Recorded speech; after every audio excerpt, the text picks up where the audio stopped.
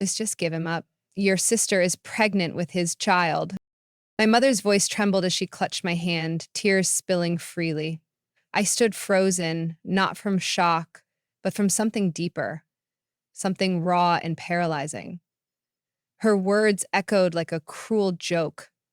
My fiancé, the man I had loved for 5 years, had betrayed me. And with my own sister. My name is Evelyn. This wasn't just betrayal, it was annihilation of everything I held sacred. My family, my love, my future, all stolen in a single blow. And now, the ones who wounded me were begging for my blessing. I looked at my mother, not recognizing her anymore. I looked at the engagement ring still on my finger. Suddenly, it burned. How did we get here? How did I become the villain for simply loving too faithfully? I didn't answer her. I just walked away because I knew this story wasn't over. It was only the beginning. Before everything collapsed, my life felt like a beautiful promise. I was the kind of daughter who always came home early, the one who remembered everyone's birthdays, who brewed tea for my mother every morning and left little notes for my sister when she had exams. We were a close-knit family, at least that's what I thought. Growing up, I often took on the role of the peacemaker. My mother used to say I was born to hold the family together. So I did. I gave up weekend trips to help my sister with her science projects. I skipped college parties to drive my mom to her book club. I did it out of love. I thought that's what love was, giving everything without expecting anything in return. I met Ryan during my sophomore year at college. He was charming in a quiet, steady kind of way, tall, a little awkward, with a smile that never quite reached his eyes. We met at a mutual friend's poetry night, and he stood out to me not because he recited anything spectacular, but because he stayed after to stack chairs and clean up. That quiet kindness drew me in. We started dating soon after. He wasn't flashy or overly romantic, but he was consistent. He remembered my coffee order, drove me home when I stayed too late at the library, and held my hand during my graduation ceremony. When he proposed under a willow tree in the park where we had our first date, I said yes with tears in my eyes. I believed in us wholeheartedly. At home, things seemed stable. My mother adored Ryan. Finally, a man who can take care of you, she'd say. My sister Lila was always distant but polite. She was more dramatic than me, more outspoken, and somehow always needed saving from one disaster or another. I played the supportive sibling, helping her fix resumes, lending her money, covering for her mistakes. It goes back to I didn't mind being the anchor. When Lila moved back in after dropping out of grad school, I offered her my room and moved into the guest room. Ryan had just started staying over on weekends, and the house felt a bit cramped, but I didn't complain. I just wanted everyone to be okay. Looking back now, I realize I was blind to the little signs, the moments that didn't quite make sense. Lila's sudden mood swings around Ryan, the way she dressed up more elaborately when he was around, Ryan's occasional hesitations when I asked him to pick her up from work. I thought I was being paranoid, so I silenced the whispers in my head. I still remember the night I told Ryan about my dream of opening a bookstore cafe. He smiled and said, "That sounds nice," and went back to checking his phone. I chalked it up to stress. He had just started a new job. I told myself not to be selfish. Love was about patience, right? I gave everything I had to that relationship and to my family, every ounce of energy, every piece of myself. When Ryan was sick, I stayed up all night making soup. When Lila was dumped, I held her while she cried. When my mother struggled financially, I took on extra shifts. I was the constant in everyone's chaos. I thought they saw me. I thought I mattered. Turns out I was just the placeholder, the dependable one they all leaned on until they didn't need me anymore. One summer, Ryan and I took a road trip along the coast. It wasn't glamorous. Our car didn't have AC, and we stayed at cheap motels. But it was perfect. We laughed over gas station snacks, sang off key to ADS songs, and watched the stars through the windshield. That memory became my safe place whenever things got tough. I clung to it like a lifeline. My friends used to say we were the boring couple, the kind who didn't post grand gestures online. But I didn't need fireworks. I just needed that quiet loyalty, the steady presence. That's what I thought I had with Ryan. And I thought my family respected me, respected everything I sacrificed. I wasn't the loud one, the beautiful one, or the favorite, but I believed that love, real love, was seen in small acts. That was my whole identity until I realized I was the only one who believed that. The cracks began subtly, like whispers behind a closed door, small enough to ignore at first, but once you've seen the pattern, it's impossible to unsee it. I remember the first time I truly felt invisible. It was Thanksgiving. I'd spent the entire day cooking turkey, stuffing, pies, everything from scratch. When Ryan arrived, Lila greeted him at the door wearing a red dress that barely reached mid thigh. My mother's eyes lit up and she called her our little hostess, even though she hadn't lifted a finger. Ryan smiled a little too long at her. And when he finally walked over to me, his kiss on my cheek was more of a habit than a hello. During dinner, I shared an idea for a community literacy program I wanted to start. My mom cut me off mid-sentence to ask Ryan about his job. Lila jumped in, making a joke that I always had some new charity project. Everyone laughed. I laughed too, but the kind that hurts the back of your throat. More moments followed. Ryan started canceling plans more often, last-minute meetings, feeling tired. Something came up. I noticed he and Lila were texting more. When I asked, he said they were talking about a surprise for me. I believed him. Why wouldn't I? At home, Lila became bolder. She'd walk around in towels, linger by Ryan's side, laugh too loudly at his dry jokes. I told myself not to be the jealous girlfriend. She was my sister. I must be imagining things. One night, I came home late from work to find them sitting on the couch, watching a movie, just the two of them. The lights were off. Ryan jumped up too quickly when I entered. Lila just smirked and said, "We didn't think you'd be home so soon." I had told myself I was overthinking it, but it kept happening. My mother started comparing us openly. Why can't you be more confident like Lila? She lights up the room, you know? When I reminded her of all the things I did around the house, she shrugged. That's just being responsible. Nothing special. I began to feel like a background character in my own life. One afternoon, I overheard my mom on the phone. Evelyn's always been too serious, too plain. Ryan needs someone with more spark. She didn't know I was in the hallway, standing there with my heart crumbling. Still, I tried to be better. I dressed up more, made elaborate dinners, planned romantic weekends. Ryan would nod, say thanks, but never really looked at me. I was chasing a version of love that no longer existed, if it ever had. The day I offered to help Leela prepare for a job interview, she laughed and said, "I don't need your advice. You're not exactly killing it in life." That was the first time I snapped. I told her she was ungrateful, and she rolled her eyes. "Relax. You're not my mom." No one defended me. That night, Ryan said I was being too sensitive. "She's your sister. You know how she is." He said it like that excused everything, like I was the problem for feeling hurt. Began to withdraw, stop talking at dinner, stop sharing my thoughts. I felt like an outsider in my own home. Every effort I made was brushed aside, minimized, ignored. There was a distance in Ryan's eyes I couldn't reach, a silence in my mother's tone I couldn't interpret, a smugness in Lila's smirk that haunted me. I still clung to hope, though. I told myself families go through rough patches, that love was messy, that one day they'd see everything I had done and appreciate me for it. But deep down, I was starting to understand. They saw me clearly all along. They just didn't care. One weekend, I planned a getaway for just Ryan and me, an Airbnb cabin by the lake.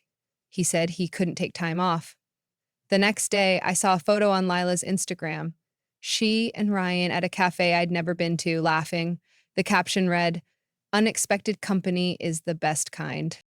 I showed it to him. He said it was a coincidence, that he ran into her by chance and it was rude to ignore her. I wanted to believe him so badly that I forced myself to smile and say, okay, but inside something broke and it didn't grow back the same. The day everything shattered started out like any other. I remember the sun was too bright, the kind that makes you squint even with sunglasses. I had just finished grocery shopping for the weekend. Ryan and I were supposed to cook together. It was supposed to be a quiet, intimate weekend at home. I was excited. I bought his favorite wine, even picked out a playlist. But when I opened the front door, my mother was sitting in the living room, her hands clutching each other so tightly her knuckles were white. Lila stood beside her, eyes red but dry. Ryan wasn't there. "Sit down," my mother said. I froze. Something in her voice, flat and sharp, made my stomach turn. "What's going on?" I asked. Lila looked away. Then my mother took a deep breath and said the words that detonated everything. "Evelyn, Ryan is going to marry your sister." My ears rang. I looked at her, sure I'd misheard. "What?" My voice came out small, fragile. My mother continued like she had rehearsed it. "She's pregnant. It just happened. They didn't mean to hurt you, but now there's a child involved. We have to think about the future." For a moment, I forgot how to breathe. Turned to Lila. "You pregnant?" I choked. She nodded, her expression unreadable. "I didn't plan it, Eve. It just happened. But we love each other now. We didn't mean for it to happen behind your back." Behind my back? Those words echoed again and again. "How long?" I whispered. "How long has this been going on?" Lila bit her lip. "A few months." I laughed then, not because it was funny, but because it was too absurd not to. My body shook, but it wasn't from joy. It was rage, grief, humiliation. I turned to my mother. "And you're okay with this? With them stabbing me in the back?" "We made a mistake," she said, "but they want to make it right. Lila is carrying a life, Evelyn. You're not a mother. You can't understand. She needs this." "And what about what I need?" I asked, my voice cracked. "Do I matter at all?" My mother stood up, walked over, and took my hand. "You're strong, honey. You'll move on. But this baby, this is your niece or nephew. You can't hold this against them." I yanked my hand away. "You want me to bless their betrayal?" No one answered. It felt like I was standing in the ruins of a life I'd spent years building, and the people I built it for had set it on fire. I went upstairs, packed a bag, and walked out. No one stopped me. I checked into a cheap hotel on the other side of town. It smelled like cigarettes and sadness, but it had a bed and silence. I stared at the ceiling for hours, unable to cry. My body was too stunned to mourn. The betrayal hadn't fully landed yet. It just hovered, thick and heavy, above my chest. Ryan didn't call. Not that night, not the next day, not the day after. On the third day, I received a message. Not a call, just a text. "I'm sorry, I never meant to hurt you." That was it. No explanation, no confession, no apology that bled regret. I stared at the screen until my vision blurred. I wanted to scream. I wanted to break something. But all I did was turn off my phone. Later that week, I ran into one of Ryan's coworkers at the pharmacy. She looked surprised. "Didn't know you were back in town. I heard you two broke up." Shame. But I guess he and your sister are official now. It was like getting punched in the gut. So it was real, public, acceptance. They weren't hiding anymore because they didn't have to. Back home, no one reached out, not my mother, not even Lila. They had moved on like I was the one who broke something. The silence was louder than any argument. One night, I opened the laptop and found the folder where I kept pictures of Ryan and me, vacations, birthdays, our engagement party. I clicked through them, numb. In every photo, I looked happy, secure, safe. I deleted the entire folder. A few weeks later, a package arrived at the hotel, no note, just a small box. Inside was my engagement ring. They didn't even have the decency to return it in person. I stared at the diamond for a long time, then I flushed it down the toilet. It didn't sparkle anymore, never really had. That weekend, I visited the park where Ryan had proposed to me under the willow tree. I sat on the same bench and watched as a young couple walked by, holding hands and laughing. It used to be us, or at least what I thought we were. I thought about all the nights I stayed up making soup when he was sick, the mornings I packed his lunch, the way I defended him when friends said he seemed distant. I had been loyal, faithful, naively committed. I had given them, him, my mother, my sister, the best parts of me. And in return, they discarded me like I was nothing. But that day, sitting on that bench, something inside me began to shift.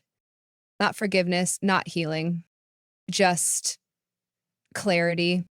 They had taken so much from me, but they would never take my dignity. Not again. That night, I wrote a letter. Not to Ryan, not to Lila, not to my mother, to myself. I wrote down everything I had survived, everything I had given, and everything I still had left inside me. I promised I would never let anyone make me feel small again, that I would rebuild not for them, but for me. Then I folded the letter, placed it in my journal, and closed it. It was the first page of a new beginning. The days that followed were a blur of numb routines. I woke up but barely left the bed. I ate because I had to, not because I wanted to. I watched the same weathered hotel ceiling until the patterns etched themselves into my mind. Everything felt muted: food, air, sound. Grief does that to you. It's not always loud or dramatic. Sometimes it's just silence, heavy, oppressive silence. I stopped answering texts, not that there were many. A few friends reached out at first, but I couldn't bring myself to talk. What could I say? That my fiancé had left me for my sister and my mother had sided with them? That I felt like a ghost in a life that no longer recognized me? One night, I sat in the shower until the water ran cold. I didn't cry. I just sat there, shivering, wondering how I had become so disposable, how love had turned into something that made me feel so small. I tried going back to work, but I couldn't concentrate. My boss gently suggested I take a break. I told her I just needed time. What I didn't say was that I no longer knew who I was without them, without the roles I had played for so long. The perfect daughter, the loyal fiancé, the dependable sister. Who was I now? I walked for hours each day, wandering aimlessly through streets I didn't recognize. I sat in parks and watched strangers live their lives. Sometimes I imagined I was one of them. Anyone but me. I lost weight, my hair started to fall out from stress. I barely noticed. One night, I found myself standing at a bridge overlooking the river. The water was dark and fast, mirroring the chaos inside me. I stood there for a long time, gripping the railing, not because I wanted to jump, but because I didn't know what else to hold on to. It scared me. The next morning, I called a therapist. It was the first decision I made just for me. The first session was awkward. I didn't know where to begin. But eventually, the words came, halting at first, then spilling out in a flood. The betrayal, the loneliness, the anger I didn't know I had, the guilt I felt for still loving people who had hurt me. The therapist listened. She didn't rush me. She didn't tell me to forgive. She told me to feel that I had every right to be angry, that grief wasn't linear, that healing wasn't a straight road. It didn't fix everything, but it helped. She asked me what I wanted, really wanted, and I didn't know how to answer. So she gave me a task: write down one thing each day that brought me even a shred of peace. The first day, I wrote the smell of clean laundry. The second day, hot tea. The third, a quiet walk. Tiny things, but they mattered. I began to stitch myself back together with these small comforts, not healed, not yet, but alive. And for now, that was enough. Around the third week, I received an email from an old college friend, Clara. We hadn't spoken in years, but somehow she heard what happened. She wrote, "I know this doesn't fix anything, but if you need to breathe somewhere new, my guest room's open."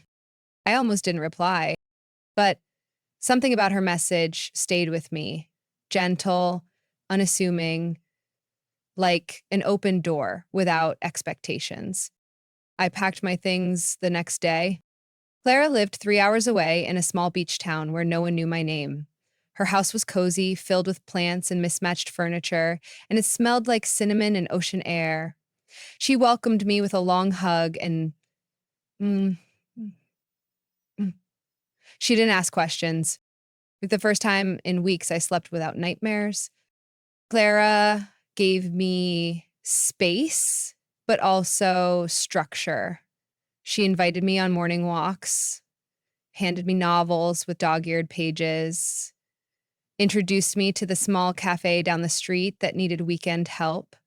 It wasn't therapy, but it was healing in its own way. I started journaling again, writing not about pain, but about possibility. For the first time, I began to imagine a future that didn't involve going back, a future that belonged only to me.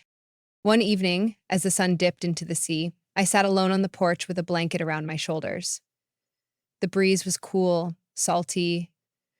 I watched the sky turn amber, then violet. For the first time in a long while, I didn't feel like crying. There was still pain, yes, but there was also peace. And that, I realized, was the beginning too. Clara's town was the kind of place where everyone knew your name after the second visit. At first, I found it overwhelming, but soon it became comforting, predictable, safe. I started working part-time at the cafe she'd introduced me to. The owner, Maria, was a retired chef from New York with a sharp tongue and a soft heart. She hired me without asking for a resume. "You look like someone who needs a fresh start," she said. The cafe became my sanctuary.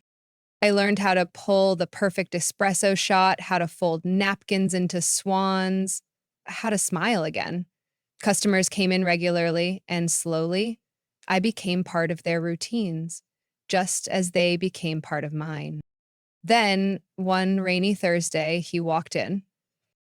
He had dark curls soaked from the downpour, glasses fogged up, and an apologetic smile that crinkled the corners of his eyes. He ordered a black coffee and sat in the corner with a sketch pad. I noticed he kept glancing up, sketching something. At the end of his drink, he approached the counter and said, "I hope this isn't weird, but I drew you." He handed me a napkin with a quick, delicate sketch of my profile, eyes focused, steam curling from a mug near my hands. "My name's Theo," he added. "I'm not a creep, I swear." I laughed for the first time in days. Over the next few weeks, Theo became a regular. He always ordered the same thing, always sat in the same spot. He brought in different notebooks, sometimes music sheets, sometimes art. He was a composer and an illustrator. Nah, a quiet kind of brilliant. He never asked personal questions, he never pushed, but he listened when I spoke, and he paid attention in ways that made me feel seen, not watched, not assessed, but truly seen. We started taking evening walks. We talked about everything: books, grief, what it meant to start over. One night I told him about Ryan and Lila. I expected pity. Instead, he said, "That kind of betrayal says nothing about you and everything about them." He didn't try to fix me. He just stood beside me quietly. That was enough. Clara noticed the change before I did. "You laugh more when he's around," she teased one day. "I don't know if I'm ready," I confessed. "You don't have to be," she said. "You just have to be open." One night, Thea walked me home. At the door, he hesitated.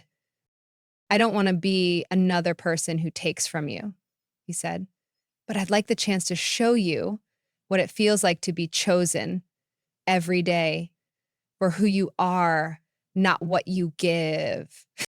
I didn't answer right away, but I didn't close the door either. In the weeks that followed, Theo and I continued to orbit each other, slowly, gently. He brought flowers to the cafe one morning. Not roses, but wildflowers wrapped in newspaper. "They reminded me of you," he said. "Unruly, colorful." I didn't know how to accept kindness without suspicion anymore, but Theo never rushed me. He celebrated small things. The first time I laughed without flinching. The first time I let him hold my hand in public. One Saturday, he invited me to one of his performances at a local community hall. I hadn't been in a crowd in months. I almost didn't go, but I did. He played the piano like it was breathing, like every note carried a secret, and he trusted the world enough to share it. After the final song, he looked out into the small audience and found my eyes and smiled. That night, as we sat by the ocean, I asked, "Why me?" He looked confused. "What do you mean?" "Why care about someone with so many cracks?" He reached out, took my hand, and said, "Because the light gets in through the cracks." I didn't fall in love with Theo all at once. It happened in the way he always let me choose the walking path, in how he never flinched when I had bad days, in the way he remembered how I took my tea and never commented when I changed my mind. Love, I realized, wasn't grand gestures or loud promises. It was consistency. It was kindness. It was peace. And for the first time, I was beginning to believe I deserved it. One morning, as I opened the cafe, I caught my reflection in the glass door. I barely recognized the woman staring back. Her posture was straighter, her eyes softer, but steadier. I smiled. Not at the past, not at the pain, but at the resilience. The girl who once shattered was no longer hiding in pieces. She was here, and she was whole. A year passed. I didn't go back to my old city, not at first. I had built something new, fragile but real, in the small beach town. The cafe thrived. Theo and I moved in together, and my days were filled with warmth, laughter, and work that mattered. But then I received an invitation, a wedding from Lila and Ryan. It arrived in a white envelope, elegant cursive, spelling out my name as if nothing had ever happened. At first, I laughed. Then I almost threw it away. But something stopped me. I wasn't angry anymore. But I wasn't done either. Theo saw the card and raised an eyebrow. "You going?" He shrugged. "Maybe. for closure. I didn't ask questions, just nodded and said, if you do, wear red. So I did. The venue was a country club, lavish and predictable. I walked in alone in a deep crimson gown that hugged my body like confidence. Heads turned. Some recognized me, most stared too long. My mother spotted me first. She approached hesitantly. Evelyn, I didn't think you'd come. Clearly, I said, scanning the decor. Looks expensive. She opened her mouth, but no words came out. I walked past her. Ryan looked pale when he saw me. Lila froze mid-sentence. I smiled, tilted my head, and said, Congratulations. Lila tried to hug me. I stepped back. Oh, let's not pretend. Silence fell. I found my seat. Yes, they had actually assigned me one, and sat through the ceremony like a queen attending a commoner's play. I didn't cry. I didn't shake. I had already done all of that. At the reception, old family friends came to greet me. They whispered, You look amazing, and I heard you're doing well. Even the ones who had once sided with my mother now looked at me with something closer to regret. Lila gave a speech about forgiveness and new beginnings. Ryan thanked everyone for supporting them through complicated times. I sipped champagne and clapped politely. Then came the moment they didn't expect. The open mic. Guests were invited to share stories, blessings, or words of advice. A few went up. Then someone, a distant cousin, drunk and unaware, called my name. Evelyn, say something. The room shifted. I walked slowly to the stage, grabbed the mic, smiled. I don't have a story about the couple, I began. Not one I'd share here, but I do have something I'd like to say about rebuilding. I paused, looked directly at Ryan, then Layla. Sometimes life breaks you in places you didn't know could bleed, and sometimes the people who hurt you believe you'll never get back up. I looked around the room, and they're wrong. And then I walked off the stage, heels clicking like punctuation marks. I didn't stay much longer. I didn't need to. The power wasn't in the speech. It was in how I walked away. A few weeks later, I received a message from my mother. She asked to meet. Just lunch, she wrote. I want to talk. No pressure. I agreed, mostly out of curiosity. We met at a neutral cafe, not mine. She looked older than I remembered, or maybe just smaller. The confident woman who once justified betrayal now fiddled with her napkin like a child waiting to be scolded. I was wrong, she said, almost whispering. About everything. I sipped my coffee, said nothing. She continued, Lila's not happy. Ryan, he's not who she thought he was. They fight all the time. And she's overwhelmed. I thought maybe we could reconnect. I looked at her, really looked. There was remorse in her eyes, but also expectation. And I felt nothing, no hate, no hunger for revenge. There's distance. I hope she finds peace, I said gently, but I'm not the one who can give it to her. My mother nodded slowly. You've changed. I had to, I said. You taught me that. We parted ways without promises. As I stepped outside, Theo was waiting across the street. He waved, holding a croissant in a paper bag, my favorite. I smiled and walked toward him, each step soft and sure. I hadn't just moved on. I had moved up. Back in town, the cafe was busier than ever. Maria had framed one of Theo's sketches of me and hung it by the register. Tourists often asked if the woman in the drawing was famous. I think she is, Maria would wink. So Thea and I started hosting open mic nights, music, poetry, stories of starting over. The place became more than just a business. It was a haven for anyone rebuilding. Sometimes I'd see familiar names liking my posts online, people from my old life.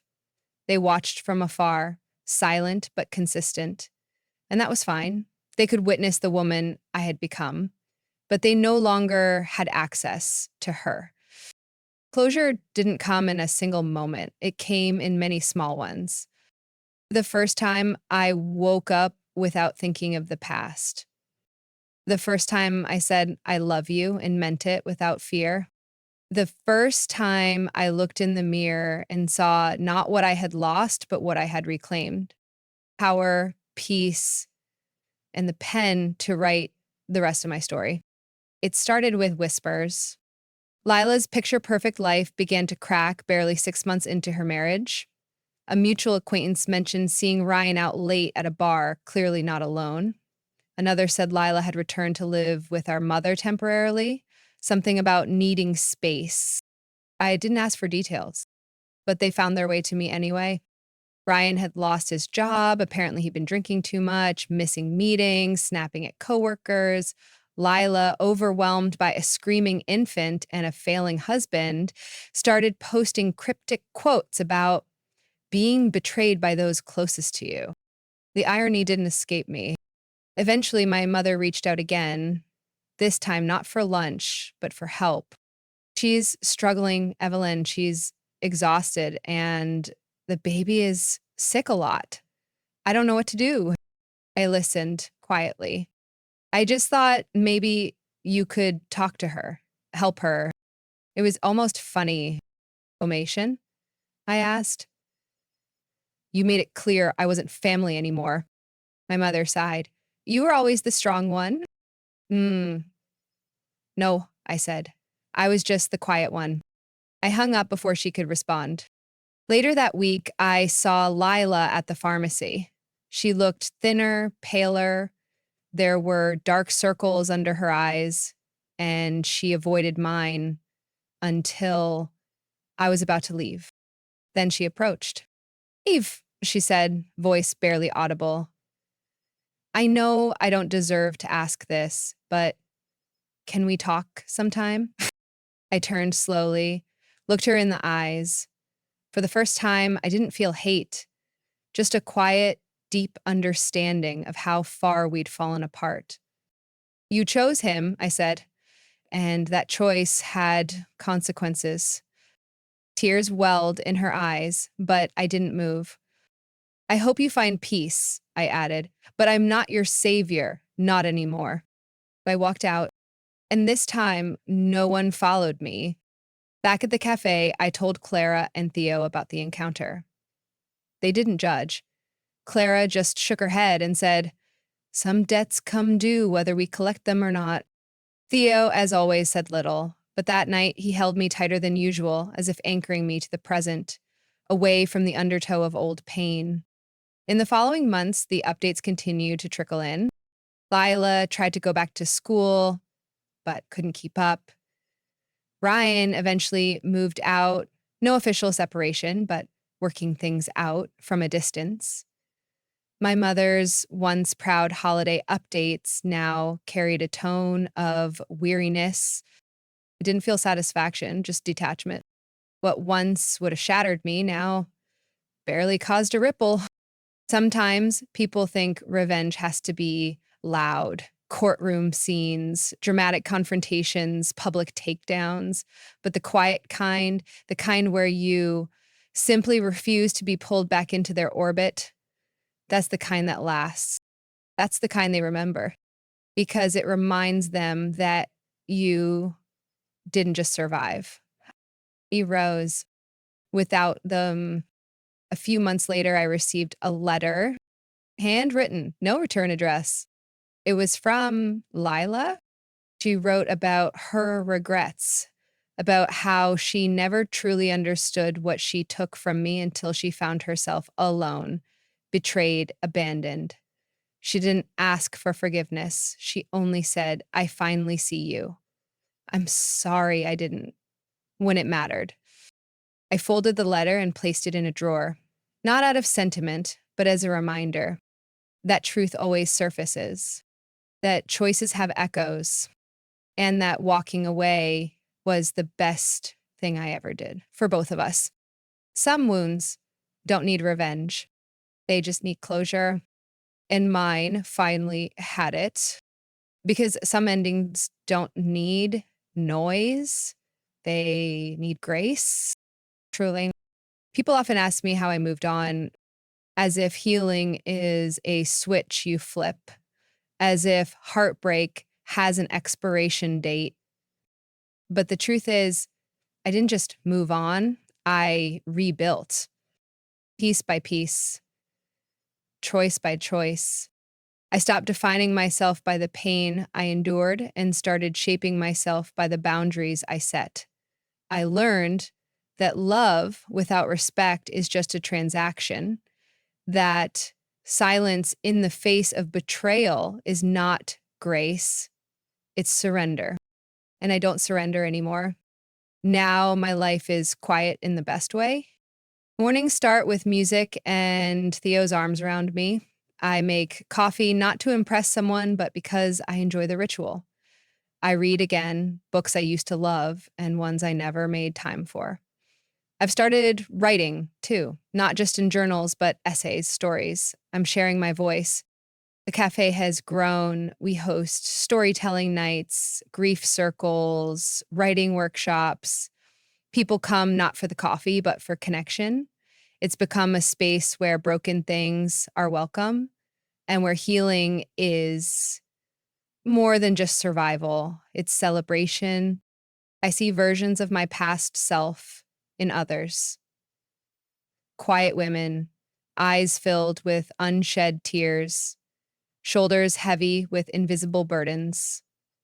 I listen to them, not as a savior, just as someone who understands. And when they ask, how did you forgive them? I say, I didn't. I forgave myself for staying too long, for loving too hard, for forgetting my own worth. That was the hardest part and the most freeing. Love came back into my life, not in the way I expected, but in the way I needed, not to complete me, but to reflect the woman I had become: strong, whole, unapologetic. Sometimes I walk by that old willow tree where Ryan proposed, not with sadness, with gratitude, because that version of me, the one who said yes out of hope, deserves to be honored too. She didn't know what was coming, but she believed in love. And that belief brought me here to real love, to self respect, to peace. And if I've learned anything, it's this: you don't need to burn bridges to move forward, but you also don't need to rebuild them just because someone calls from the other side. Some bridges are better left in ashes. And from those ashes, you rise.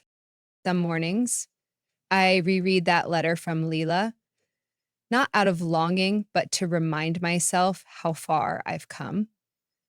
There was a time when her words would have unraveled me. Now, they're just ink on paper. I still have days when the old wounds ache,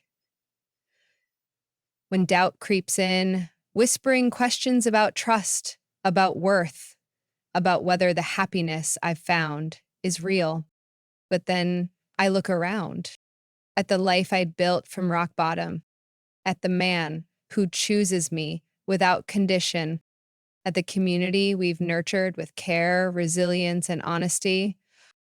I no longer need validation from people who couldn't hold space for my pain. I no longer bend to fit into roles that require my silence. Instead, I teach others how to stand up without shouting, how to leave without guilt, how to heal without permission. And in doing so, I've become someone I'm proud of. Not perfect, but true. If you asked me now who Evelyn is, I'd tell you she's the woman who walked through fire and came out gold.